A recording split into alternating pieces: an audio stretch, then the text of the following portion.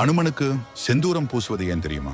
வனவாசம் முடிந்து ஸ்ரீராமனின் ஆட்சியின் கீழ் அயோத்தி மக்கள் மிகவும் மகிழ்ச்சியுடன் வாழ்ந்து வந்தனர். ராமனுடனேயே பக்தன் அனுமன் அவருக்கு தொண்டு செய்யும் விதத்தில் அயோத்தியிலேயே தங்கியிருந்தார். ஒரு நாள் சீதா தன் நெற்றியில் செந்தூரம் இட்டுக் கொள்வதை பார்த்த அனுமான், ஏன் செந்தூரம் இட்டுள்ளீர்கள் என கேட்டார்.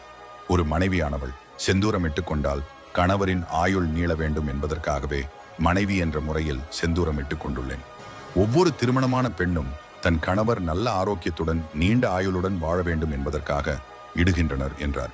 இதை கேட்டதும் உடனே வேகமாக அங்கிருந்து நேரடியாக கடைவீதிக்கு கிளம்பி சென்றார். கடைவீதியில் இருந்த செந்தூரம் வாங்கி தன் முகம் மற்றும் உடல் முழுவதும் பூசிக்கொண்டார். மேலும் கடையில் இருந்த செந்தூர மூட்டையை தரையில் கொட்டி அதில் புரண்டு தன் உடல் முழுவதும் படும்படி பூசிக்கொண்டார்.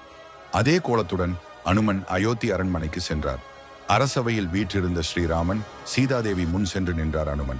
அனுமனை பார்த்ததும் சிரித்து கொண்டே, என்ன அனுமான், இப்படி வந்திருக்கிறாய் என்றார். அதற்கு பணிவுடன் பேசிய அனுமன், அன்னை சீதாதேவி நெற்றியில் செந்தூரமிட்டுக் கொள்வதால் உங்களின் ஆயுள் நீடிக்கும் என சீதாதேவி கூறியதாகவும், அவர் இடும் சிறிய அளவிலான செந்தூரத்திற்கே உங்களின் ஆயுள் நீடிக்கும் என்றால், உங்கள் மீது பக்தியும் அன்பும் வைத்துள்ள நான் உடல் முழுவதும் செந்தூரம் பூசிக்கொள்வதால் தங்களின் ஆயுள் பலகாலம் நீடிக்கும் அல்லவா என்றார் அனுமன்.